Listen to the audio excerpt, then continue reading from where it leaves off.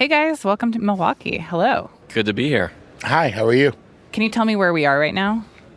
We're in the Baird Center, which is a filing room for the media. Gigantic, cavernous Convention center, yeah. In Milwaukee. We're not actually in the arena yet, but we will be later. We're just surrounded by lots of computer cords and some grapes and other snacks that are supposed to get us through this entire week. It may not be the most glamorous life that you're thinking about, dear listener. Welcome to this special hybrid episode of Post Reports and the Campaign Moment. It's Monday, July 15th. It is a special episode because we're here in Milwaukee for the RNC. I'm Martine Powers. I'm the co-host of Post Reports. And I'm Aaron Blake, senior political reporter and author of the Campaign Moment newsletter.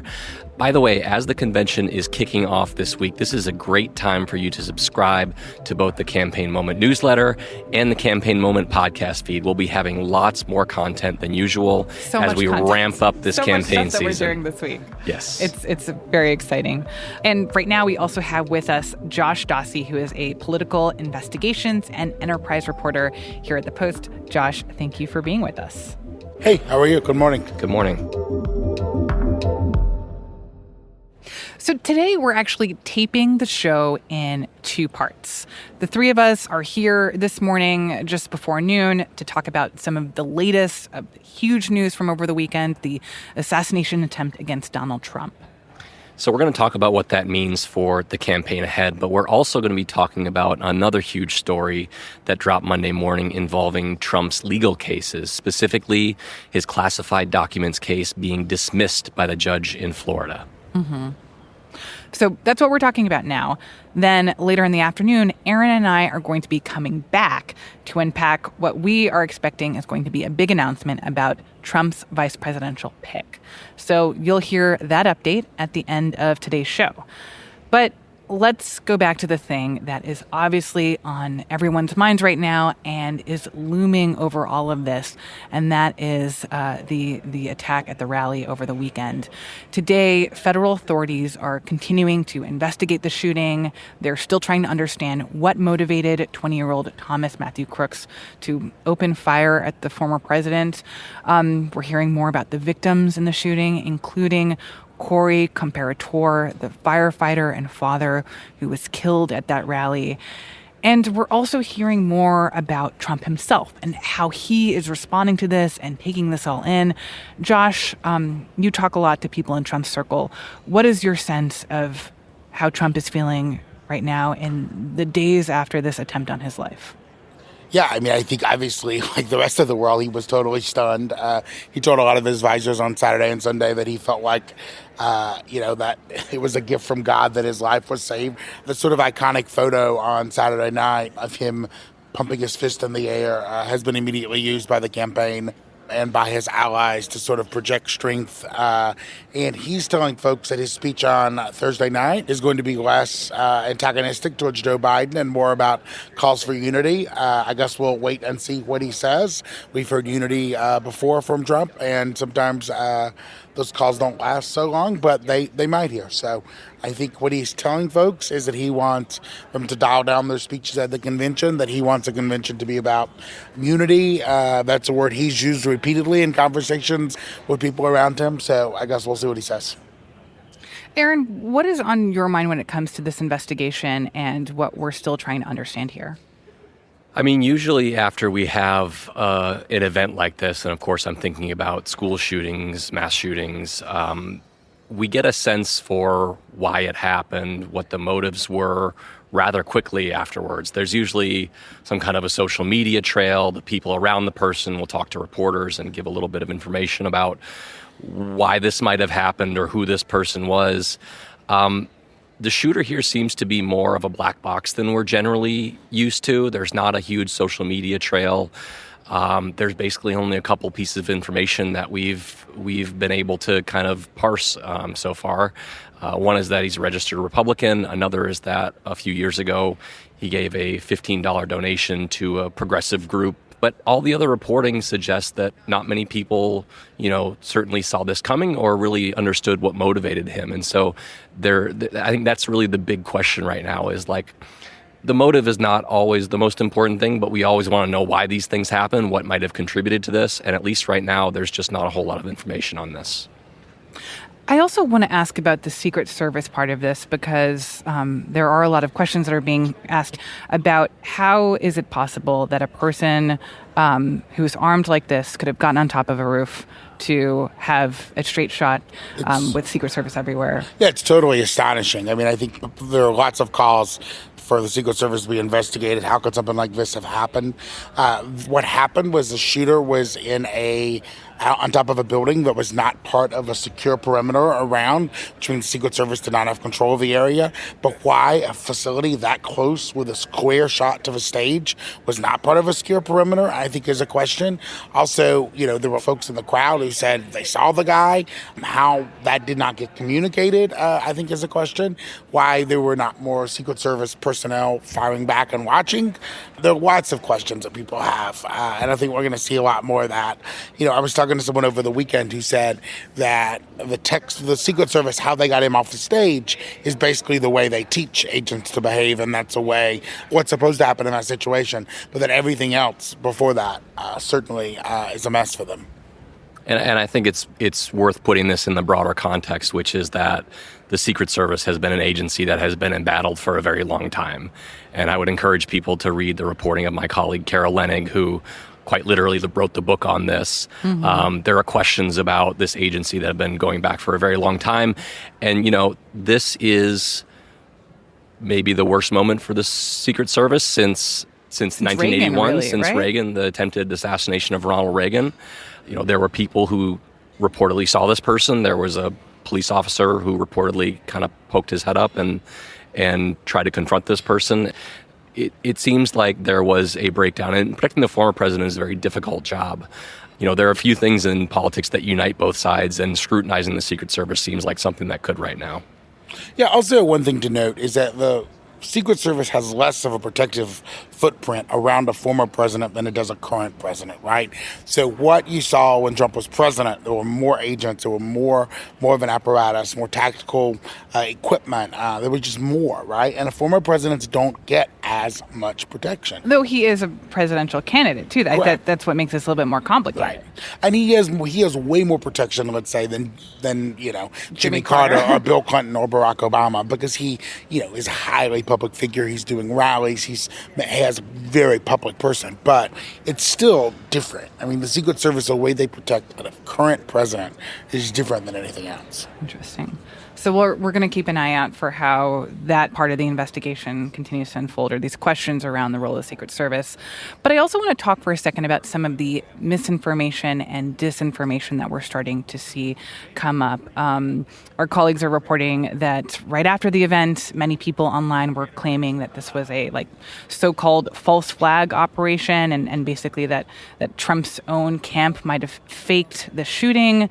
On the other hand, some people were sharing that Democrats were behind this incident, that they were responsible for it somehow. And we talked in Post reports over the weekend about how the media has been blamed for some of this. Can you guys just talk a little bit about what the concerns are here of how this is playing out and the opportunity here for inaccurate information to get out to the public?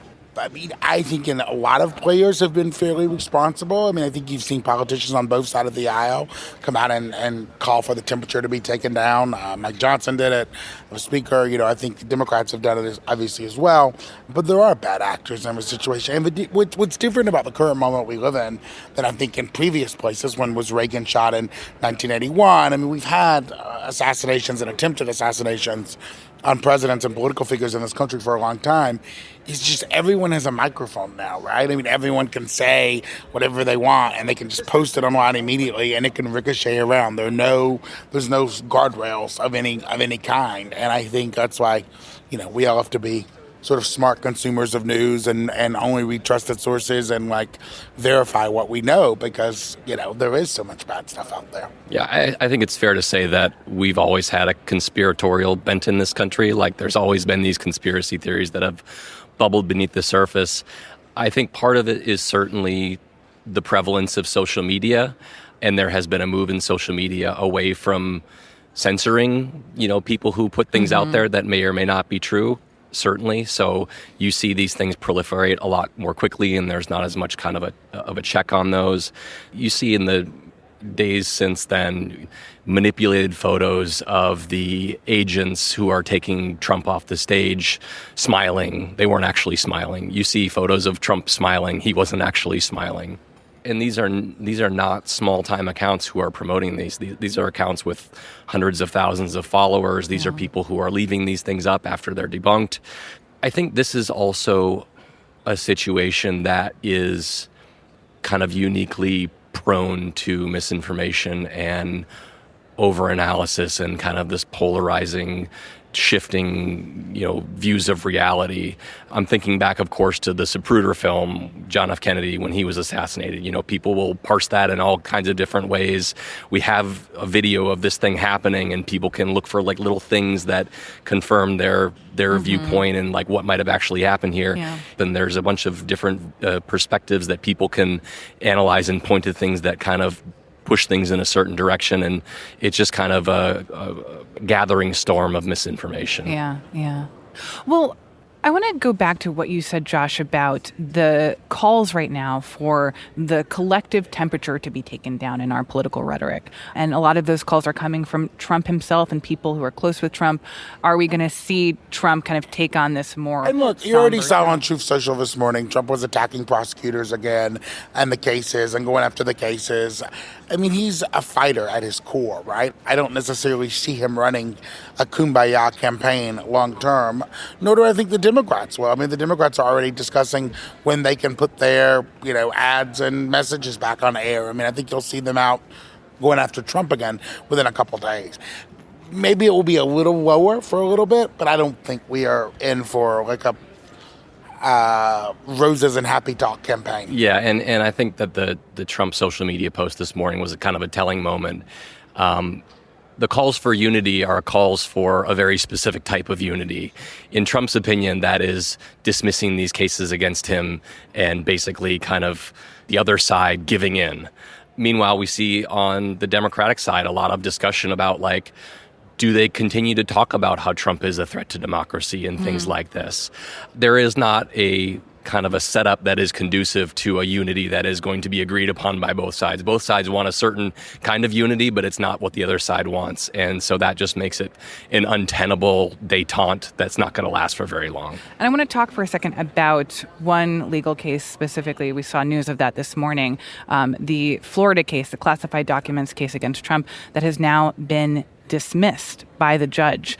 Can you guys talk to me about what happened here? How is this case dismissed? Well, she, in a somewhat puzzling ruling by all legal experts, she ruled, Judge Eileen Cannon in Florida, that the special counsel was unconstitutional. The appointment was not constitutional. It will certainly be appealed. I don't think we've heard the end of his case yet, but it's a huge win for the former president. I mean, it means, and it probably was already going to mean this, to be frank, but that case is never going to see the light of day before the election. It looks like the J6 case in Washington, because of timing, is not going to see the light of day before the election. The Georgia case isn't going to come before the election. I mean, if you look back a year ago where we were, I mean, there were, 91 charges against the former president around a year ago, 4 cases, lots of speculation that there would be, nonstop criminal trials this year. That's not happening. This all but ended the notion that this case will be heard in the next year. But they still haven't even started any of the, procedural fights over what classified evidence they can use, all sorts of logistical, hurdles to get through. But it was a huge win for the former president by all accounts. I mean, I think even he was sort of surprised the case got thrown out entirely. That was not an outcome even his lawyers thought was going to happen at this point. And I think to step back 1 second, I mean, it's been a pretty remarkable few weeks for Trump. I mean, the debate performance that goes so off the rails for President Biden was, caused so much panic and consternation, caused to drop out within his own party. Then the Supreme Court threw out a lot of the J6 case for saying, it was an official act, parts of it. So the immunity ruling. Broadened the scope of the presidency for a large portion. And obviously, the horrific shooting on Saturday, where a gunman almost kills a former president. I mean, I think by all accounts, he was an inch or two from killing him. Thankfully, that did not happen. And then this case getting thrown out today. It has just been seismic news development after seismic news development for the last 3 weeks. Well, especially for a campaign season that I think so many people have felt like was not frankly interesting to anyone, right? Not anymore. We already know the candidates. It's, that so many voters were saying, I'm not even paying attention. It all feels old. And, both campaigns were worried about the lack of... If you weren't paying attention before, you are now, most certainly. I think people are paying attention. Yeah. Yeah. I just want to pull back to the classified documents case, because I think it's very interesting. We tend to put this in the campaign context, but this is a case that if Donald Trump were to be defeated in this election and this case ultimately went forward, this is probably the most legally problematic one for him. This is the one that probably could have put him in prison if it were actually to go forward, and it still may one day. But this is also a situation in which there's been a lot of questions about Aileen Cannon, the judge in this case, and her handling of the case. She has treated many arguments from the Trump team very seriously that lots of legal experts do not consider to be very serious. And this was kind of the most recent one. We had similar challenges to special counsel Robert Mueller's appointment back when he was doing the Russia investigation. Mm-hmm. And I'm not going to get into the legal ins and outs here, but other judges have decided that these special counsels are legal. Aileen Cannon took a very different position that could ultimately be overturned. But again, we're being delayed here, and this has kind of opened up a whole new can of worms. Yeah. All right, Josh Stassi, thank you so much for talking with us. Thank you for having me. You are now released, and then after the break, Aaron and I are going to talk about a big announcement from today that we have been waiting for quite a while. Who is Donald Trump's running mate? We'll be right back.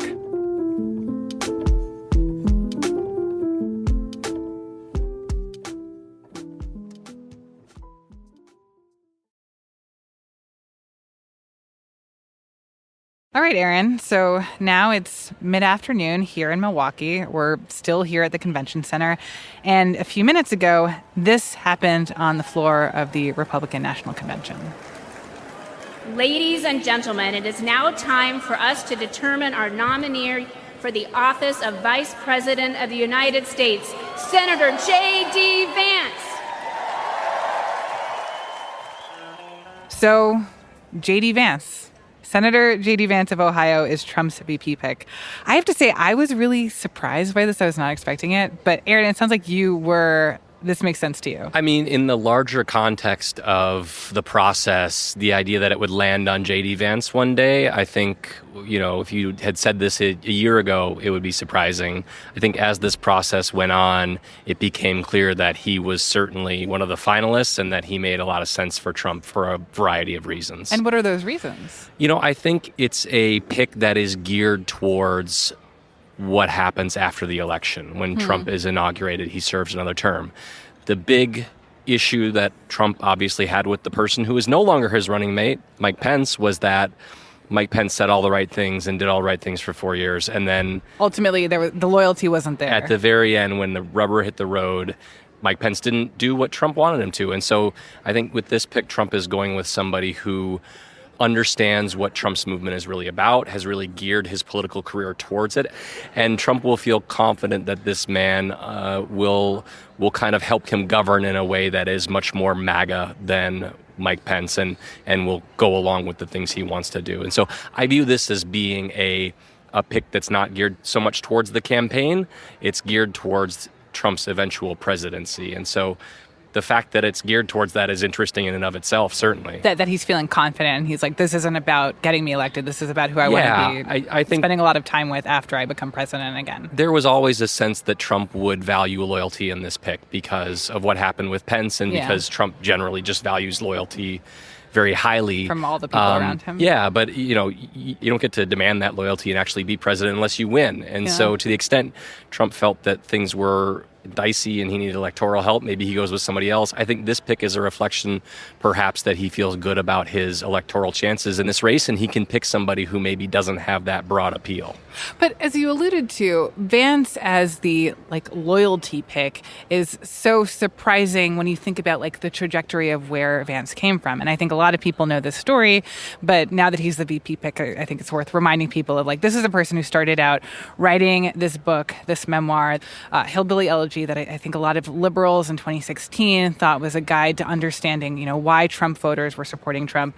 But he was so publicly against Trump. I mean, around that election, he was calling Trump noxious, reprehensible, an idiot. He compared him to heroin. Yes. And Adolf Hitler. I mean... And so I guess, how do you come back from that? And clearly Vance did, but I'm curious if you have insights into that arc of where this 180 came from, how Vance became the person who was so outspoken against Trump to someone who believed in Trumpism and who was able to make such a compelling case to Trump that he was going to back him 100%. It's pretty clear that this evolution happened where it does for a lot of Republicans, which is when J.D. Vance was running for Senate. When he was running for Ohio Senate in 2022, he had a Republican primary. The name of the game in Republican primaries these days is to be the most pro-Trump candidate you can be, to question your opponent's Trump bona fides. He was able to get through that primary. It wasn't easy because of what he had said about Trump before, but in order to kind of get right with the Trump side, he really overcorrected in that direction. So he's been on Team Trump very strongly for a number of years. And I think what we've seen with Trump over the years is that you can have criticized him before as long as you are totally on the team now. If you prove your devotion to him and his movement over a number of years, he can move past that and believe that you're truly on the team. The other thing is that this is a big part of it, I think, is the understanding that he has of Trump's movement. It's something that I think is a big part of why Trump would have wanted to pick him, because to the extent Vance is doing this for political reasons, and I think Trump assumes everybody does things for political reasons, Vance understands that that's kind of where his bread is buttered, and that's what he needs to do now to have a political future. Yeah, so tell me more what you mean by that Vance understands the MAGA movements better than almost anyone. I mean, it comes back to the Hillbilly Elegy that you talked about. J.D. Vance is somebody who quite literally wrote the book on kind of the seeds of the Trump movement, though I will add that it was criticized by some people as something of a caricature of that portion of the country. He can articulate that. He can articulate that. He knows Trump can consult him on how to appeal to that movement. It does just strike me as kind of the MAGA whisperer, vice president type situation. I think one thing to point out here, though, is that, again, Vance was elected 2 years ago. So he has been a senator for less than 2 years. He didn't do that well in Ohio when you compare him to other Republican candidates who are running at the same time. Obviously, he won, but not by that much. And so I guess I wonder if there's a risk here for Trump, the fact that his running mate is not bringing a lot of experience, either when it comes to governing or when it comes to campaigning. And I know that you said that this is part of Trump feeling confident that he doesn't really need help winning. He just wants someone there who will be by his side once he wins. But still, I mean, is there a risk here in choosing Vance? I mean, there's certainly a risk. Number one, he was not popular when he ran for Senate in Ohio. He was lumped in with a lot of these other Trump-aligned candidates in 2022 who looked like they were jeopardizing some very winnable seats. Now, Vance ultimately won, but a lot of that is because Ohio is now a red-leaning state, and that was enough to get him over the line. He way underperformed every other Republican on the statewide ballot in Ohio. I also wonder how he's going to play nationally. He is very young. He is not yet 40 years old, so a very young pick. He's the first millennial on a presidential ticket, right? And that's really interesting, and I think maybe... And especially in a race like this, where it's, so many voters are these two old guys running against each other, and here's someone who's quite young for even a politician generally. I'm sure that was part of the calculus. Let's look at how young our running mate is. But when he was running in Ohio, he was way underwater with independents. He was underwater with women. He had more viewed him unfavorably than favorably. He wasn't appealing in a very kind of Trumpy state. He has a very non-interventionist foreign policy. He's been a very huge critic of the U.S. involvement in Ukraine. He is somebody who could alienate the more hawkish portions of the party, certainly, I think is another risk here. I just think it is a pick that could go wrong in a number of ways. It might not ultimately do that. Now, maybe Trump will ultimately be vindicated in that, and he'll win, and he'll have the guy who he really wants to be serving alongside in that job. But I do think it's going to be interesting to see how the American people are actually going to react to this politician that very few of them know anything about. And the people who did know about him when he was campaigning didn't seem to like him very much. And just briefly, on the idea that Vance could be a spokesperson for Trump or for Trumpism, I do want to point out a reaction that Vance had to Saturday's shooting. In the aftermath of the shooting, he went on X and he posted, quote, "Today is not just some isolated incident. The central premise of the Biden campaign is that President Donald Trump is an authoritarian fascist who must be stopped at all costs. That rhetoric led directly to President Trump's attempted assassination," end quote. So he's basically suggesting that Biden is partly or largely to blame for this shooting. And, we talked earlier with Josh about how this is a moment where we're hearing politicians on both sides saying, like, we need to dial back some of this rhetoric.